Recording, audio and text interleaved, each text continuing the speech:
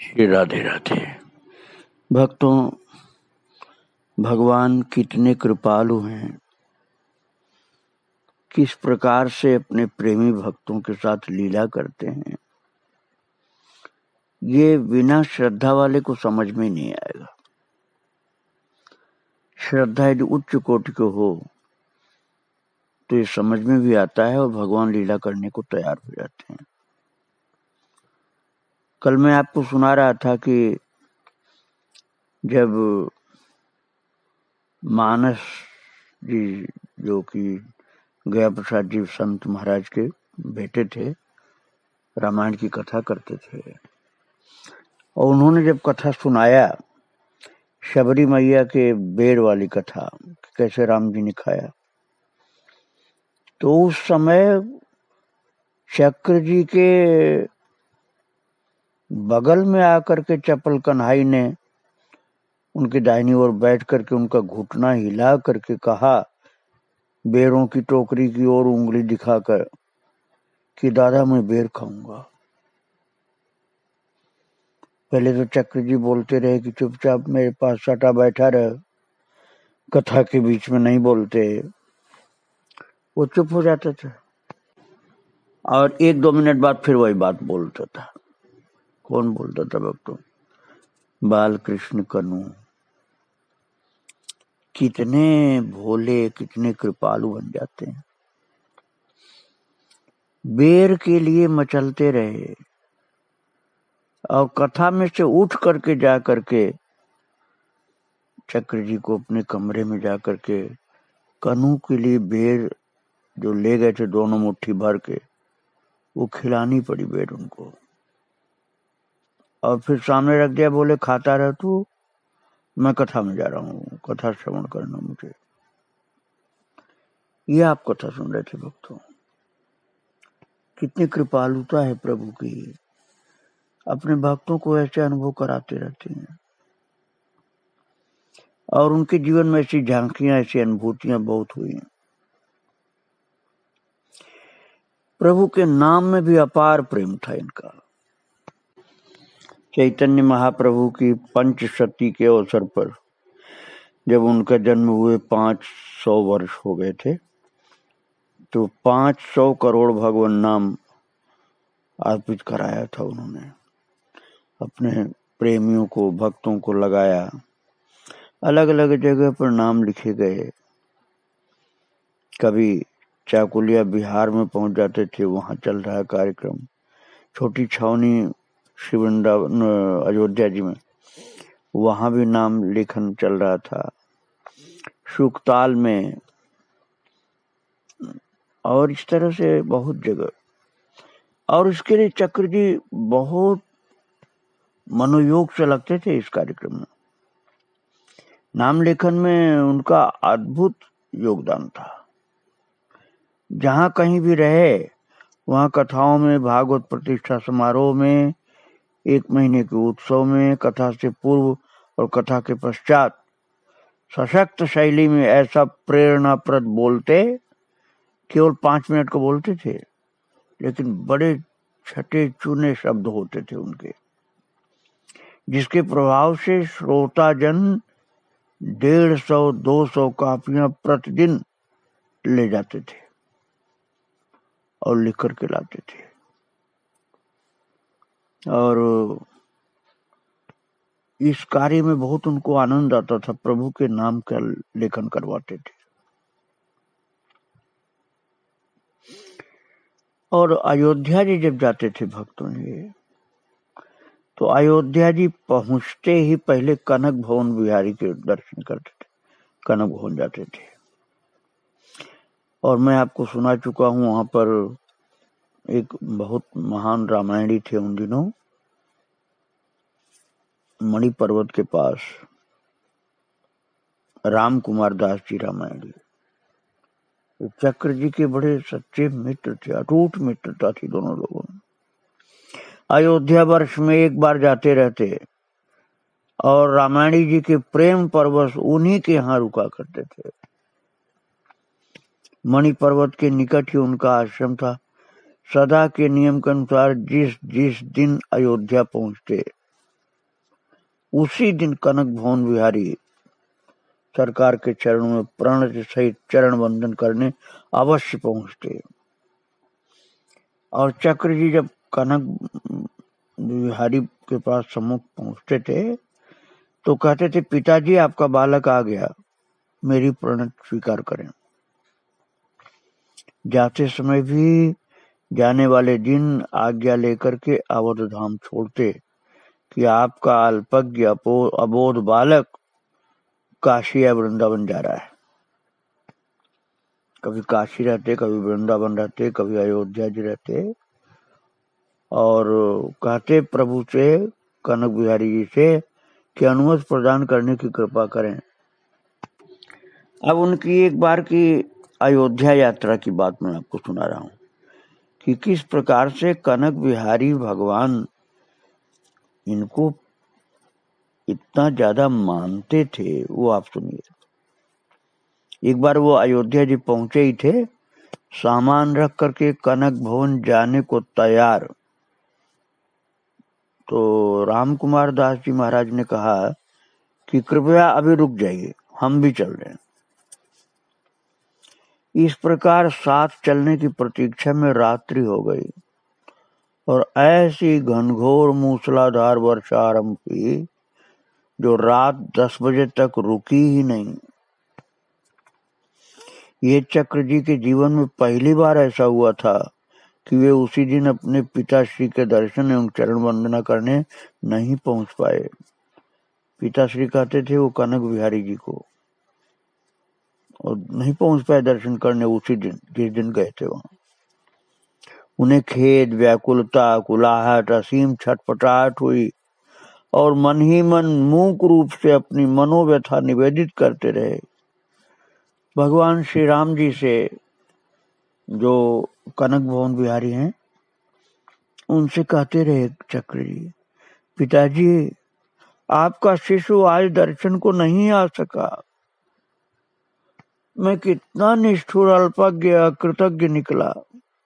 अवध में प्रवेश करते ही सर्वप्रथम महल में उपस्थित होना चाहिए था मुझे, क्यों किसी की बातों में आया मैं। आप अपने बालक का अपराध क्षमा करेंगे, आप अपराध मेरा क्षमा करेंगे ना। महाराज वो संत राम कुमार दास जी के कारण नहीं पहुंच पाए थे। उन्होंने कहा था मैं भी साथ में चलूंगा, उसके बाद बरसात शुरू हो गई तो पहुंच ही नहीं पाए। अब वो दुखी होकर के भगवान राम जी से कह रहे हैं, इस प्रमाद से मेरा हृदय फट क्यों नहीं गया कि मैं आपका दर्शन करने नहीं पहुंचा। इसी बेचैनी में चिंतन करते करते किसी तरह से उनको नींद आई। नित्य नियम के अनुसार 2:45 बजे जाग गए। उसी कक्ष में सोए श्री राम कुमार दास जी रामायणी भी शैया परित्याग करके सीढ़ियों से नित्य कर्म की ओर उतर रहे थे। उनके उतरने की पदचाप चक्र जी स्पष्ट सुन रहे थे और मन ही मन भगवान नाम लेते हुए प्रातः स्तवन के लिए बैठने का उपक्रम कर ही रहे थे। चक्र जी तभी क्या देखा। अब जो उन्होंने देखा था, उन्होंने अपने एक प्रेमी भक्त को बताया था। अब उन्हीं के शब्दों को मैं आपको सुना रहा हूं भक्तों। उन्हीं के शब्दों में आपको आनंद आएगा जो उन्होंने बोला था, बताया था। वो कहते हैं कि तेजोमय दिव्य आभा के मंडल में अनंत करुणा वरुणालय सन्मुख प्रकट हो गए। कनक भवन बिहारी सरकार।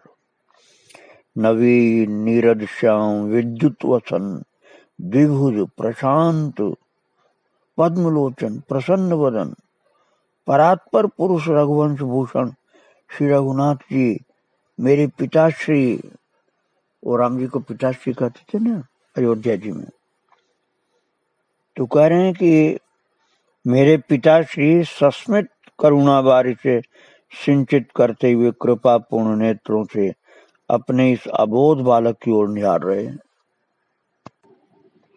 महाराज वहीं पर जहां ये रुके हुए थे,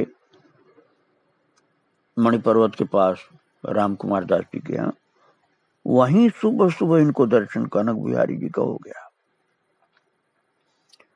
और वो बताते हैं कि उनके कुटिल घन कृष्ण केश, काले काले घुंघराले केश भगवान राम जी के, बंक भ्रुकुट, मनोहर कर्ण, उन्नत नासिका, निर्मल कपोल, छोटे छोटे स्मित रेखा से खींचे से अरुण अधर, विशाल प्रशस्त भुजाएं, वत्सांकित वक्षस्थल, कौस्तुभ भूषित कंबुकंठ, गंभीर नाभि, अश्वत्थ पत्र का आकार लिए उदर, क्षीण कटि, मनोहर पिंडलियां, नवीन किसलय समान पादांगुलियां और उनके अरुण ज्योतिर्मय नख। एक दृष्टि में ये सब जो देख सका सो देख लिया। फिर तो वात्सल्य रस घन उन नयनों पर मेरी दृष्टि अटक गई। आत्म विस्मृत हो करके मैं उन कृपार्णव नयनों को देखता ही रहा। वे हैं ही ऐसे, जिस अंग पर दृष्टि जाती वहीं अटक जाती है। फिर जैसे तैसे स्तवन को तत्पर हुआ। अब चक्र जी ने सोचा कि स्तुति कुछ करें, प्रभु दर्शन दे रहे हैं, तो वो मनोहर छवि अंतर्हित हो गई। जो स्तुति करने के लिए तैयार हुए, भगवान अंतर्धान। सावधान होकर प्रकृति धरातल पर आने में कुछ समय लगा। उठते ही नित्य कर्म, संध्या बंदन और पूजा संपन्न होते ही बिना किसी को बताए चरण बंदन करने पहुंचा कनक बिहारी जी के मंदिर में। और हृदय में अकुलाहट, पीड़ा से बताते हैं कि मेरा व्यथित मन संकोच से विदीर्ण हो रहा था। कातर स्वर में बोलता रहा। अवध में प्रवेश करते ही माता पिता के श्री चरणों में प्रणति के लिए प्रमाद क्यों हो गया। इधर मेरी अज्ञता, उधर उनकी अनुकंपा कि मैं मंदमति बालक नहीं पहुंचा तो करुणा सागर वात्सल्य निधि स्वयं दर्शन देने पधारे। मेरे अहोभाग्य, उन्होंने मुझे अपना लिया जो स्वयं आकर दर्शन दिए। ऐसे उस छवि का वर्णन किया था भक्तों। और श्री रामनवमी के अवसर पर दिल्ली से जय दयाल जी डालमिया अयोध्या आए, जानकी महल में ठहरे। उस समय जानकी महल में इतने कक्ष नहीं थे, कम कक्ष बने हुए थे। और जब डालमिया जी को पता चला कि चक्र जी अयोध्या जी में आए हुए हैं और मणि पर्वत के पास रुके हैं, तो वे गए मणि पर्वत और उनको चक्र जी को ले आए और अपने साथ ही जानकी महल में अपने निकट में ठहराया। साथ साथ फिर परिक्रमा किए। अच्छे अच्छे संतों के दर्शन कराने इन्हें ले जाते। कभी संतों के यहाँ, महापुरुषों के यहाँ जाते, सत्संग करते, दर्शन करते, कभी कभी वहां प्रसाद भी पाते। और एक दिन पूज्य श्री नित्य गोपाल दास जी महाराज के वहां प्रसाद पाने बैठ गए चक्र जी। वो प्रसाद में लौकी की सब्जी बनी थी। संयोग से कोई लौकी कड़वी हो गई, अतः पूरी सब्जी कड़वी हो गई और भोग लग चुका था। अतः प्रसाद होने से बिना कुछ बताए महाराज चक्र जी पूरी सब की सब कड़वी लौकी वाली सब्जी पा गए अकेले ही। और बाद में जब स्वयं नित्य गोपाल दास जी महाराज ने प्रसाद पाया तब उन्हें ज्ञात हुआ। और बाद में बड़े स्नेह से प्रसन्न होकर महाराज जी इसकी चर्चा करते रहे नित्य गोपाल दास जी कि चक्र जी ने सारी कड़वी सब्जी खा लिया, जिससे दूसरे को न खाना पड़े। और कड़वी सब्जी भगवान को भोग लग गई थी, इसलिए वो स्वयं खा गए पूरी की पूरी सब्जी। भक्तों, मैं अब आपको ये बताने जा रहा हूं कि चक्र जी के दिए हुए भोग को भगवान किस प्रकार से लीला करके स्वीकार कर लेते थे। भक्तों, श्री वृंदावन धाम में स्वामी अखंडानंद जी रहते थे, जो चक्र जी के मित्र थे। वे वाराणसी आए हुए थे और उनके साथ उनके शिष्य अर्जुन सिंह भी थे। इनकी चक्र जी से आत्मीयता थी। तो उन दिनों एटा से माँ अपनी पुत्री मुन्नी जी के साथ वाराणसी में 15 दिन के लिए आई थी। वहीं अर्जुन सिंह से ज्ञात हुआ कि चक्र जी अयोध्या में मणि पर्वत पर हैं। तो महाराज इनके जो प्रेमी लोग थे इनको खोजते रहते थे। कारण ये था कि चक्र जी का कोई आश्रम तो था नहीं, घूमते रहते थे तीर्थों में और खोजने वाले खोज लेते थे। तो इनको जब मालूम हुआ इन लोगों को बनारस में कि चक्र जी इस समय अयोध्या जी में मणि पर्वत के पास रह रहे हैं, तो ये सब प्रेमी लोग वहीं पहुंच गए अयोध्या जी। और फिर मणि पर्वत से ये लोग गए जानकी महल और वहां सब लोगों ने चक्र जी से मिल करके प्रेम के साथ भगवान की चर्चा की। और जो एक भक्ता मुन्नी जी आई थी, वो भगवान राम जी के लिए नैवेद्य के रूप में रसगुल्ले लाई थी। और रसगुल्ले जो ले आई थी भगवान के भोग के लिए, उन्होंने चक्र जी को सौंप दिया। और मंदिर में सभी लोग पट खुलने की प्रतीक्षा कर रहे थे कनक भवन बिहारी का दर्शन करने के लिए। और 4:20 पर भी जब पट नहीं खुला, तब चक्र जी ने पूछा, दर्शन होने में विलंब क्यों हो रहा है? तो पुजारी ने बताया कि उत्थापन के पश्चात लगने वाला भोग अभी सिद्ध होकर आ नहीं सका है। चक्र जी के मुख से तुरंत निकला कि भोग के लिए नैवेद्य तो हम लोग लेकर आए। और रसगुल्ले से भरा पात्र उन्होंने दे दिया। और महाराज उस दिन वही नैवेद्य अर्पित हुआ भगवान कनक भवन बिहारी को। कनक बिहारी ने वही रसगुल्ले का भोग ग्रहण किया और वही सबको प्रसाद मिला। ये संभवतः चक्र जी का ही संकल्प था कि रसगुल्ला का भोग लगे, नहीं तो उत्थापन के पश्चात भोग जो वहां बनता है कनक भवन में वही भोग लगता है। लेकिन चक्र जी का संकल्प प्रभु ने स्वीकार किया और उनका रसगुल्ले का भोग स्वीकार कर लिया। और मंदिर का भोग बनने में बहुत लेट हो गया, तो दर्शन के लिए वो भोग लगा करके दर्शन खोलना पड़ा। तो भक्तों, नियम था कि उत्थापन के बाद पहला भोग मंदिर के भंडार गृह से ही आता था। बाद में दूसरे भोग भक्तों के लगाए जाते थे, भक्तों के लाए हुए। लेकिन भक्तों के भोग के पहले जब मंदिर खुलता था उत्थापन का, तो मंदिर के भंडार गृह से जो भोग आता था वही पहले लगता था। किंतु उस समय भोग तैयार ही नहीं हो पाया और चक्र जी का रसगुल्ला का भोग लग गया। मंदिर खुलने के 5 मिनट बाद ही उत्थापन का नैवेद्य सिर से लिए भंडारी जी आ गए और वो भोग बाद में लगा। चक्र जी का रसगुल्ले का भोग पहले लग गया। नियम के अनुसार पहला भोग मंदिर का लगना चाहिए था, लेकिन पहले चक्र जी के रसगुल्ले के भोग लगे, मंदिर का भोग लेट आया इसलिए बाद में लगा। और दूसरे दिन चक्र जी ने नित्य की पूजा बड़ी रुक रुक करके की, जलपान जरा सा करके छोड़ दिया। उनके मुख पर आनंद की विचित्र भंगिमा थी। वे खोए खोए से किसी से डूबे जा रहे थे। एक दिव्य भावधारा में निमग्न होकर माँ और मुन्नी जी बैठ गए।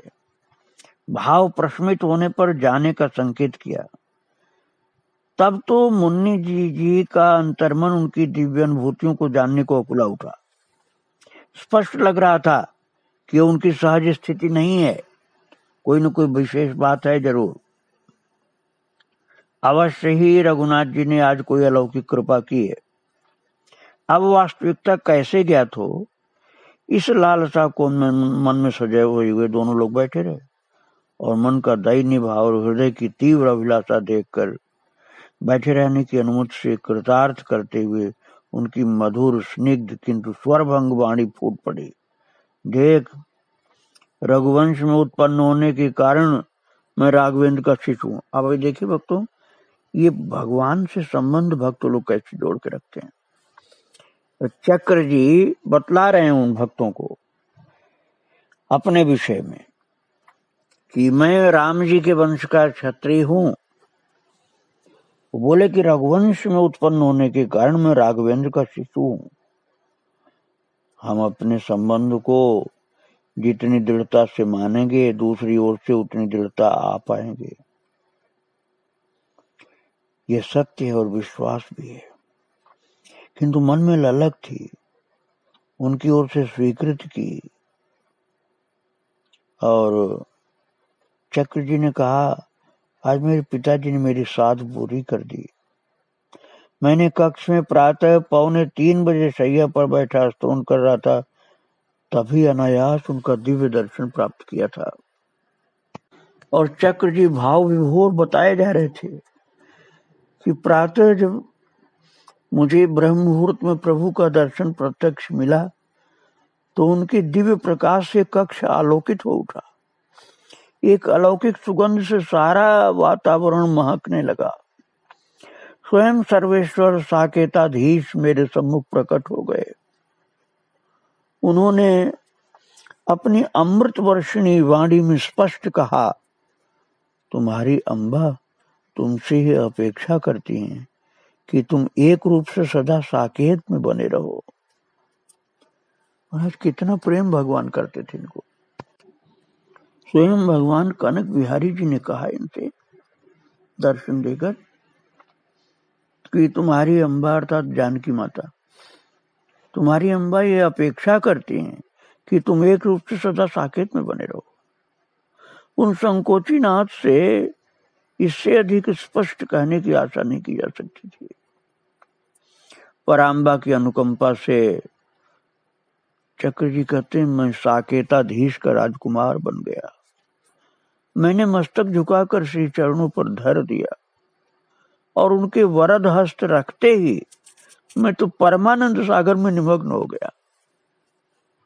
और प्रभु की इसी आज्ञा को ध्यान से मनन करता रहा कि प्रभु कह रहे हैं कि मैं अयोध्या में एक रूप में रहूं। कहते रहे चक्र जी, अद्भुत बात है। किंतु जब सोचता हूं तब उनकी असीम उदारता से हृदय भर जाता है। उनके श्रीमुख से निश्चित वचन, कौन सा वचन भक्तों? वही, तुम्हारी अम्बा तुमसे अपेक्षा रखती है। भगवान राम जी बोले थे भक्तों ये शब्द, तुम्हारी अम्बा तुमसे अपेक्षा रखती है। अर्थात जानकी माता चाहती हैं कि वे एक रूप से अयोध्या जी में रहें। और ये शब्द कर्णकुहरों में गूंजते रहे, गूंजते रहे, गूंजते रहे। और उनके करुणा भरे औदार्य से देह की सुध बुध जाती रही। शरीर एकदम बेहोश सा हो गया। प्रेम की समाधि लगी हुई थी। बड़ी कठिनाई से नित्य का जप पूरा हो पाया। बहुत टाइम लगा जप पूरा होने में। और उस दिन ऐसी स्थिति हो गई शरीर की, कहीं भी जा नहीं सके। सर्वथा अपने आप में खोए रहे। न ठीक से भोजन किया, न शाम को सरयू किनारे गए। एकांत में जो जाते थे नहीं गए। सरयू जी के किनारे भी नहीं जा सके, क्योंकि मन तो भगवान की उसी दिव्य दर्शन की झांकी में लगा हुआ था। आनंद कंद की मधुरतम वाणी ही गूंजती रही। जो राम जी ने बोला था वो गूंजती रही ध्वनि। ठीक दूसरे दिन भी सर्वथा विलक्षण सौंदर्य सुधा सागर में डूबते उतराते रहे। चक्र जी कहते हैं कि उसका वर्णन संभव नहीं है। भक्तों, कनक भवन बिहारी का दिव्य दर्शन का आनंद प्राप्त किया। अयोध्या में रह रहे हैं चक्र जी। मैं आपको उनके विषय में आगे फिर सुनाऊंगा। आज उनके चरणों में प्रणाम करके यहीं विराम दे रहा हूँ प्रवचन को। श्री राधे राधे, जय श्री राधे राधे।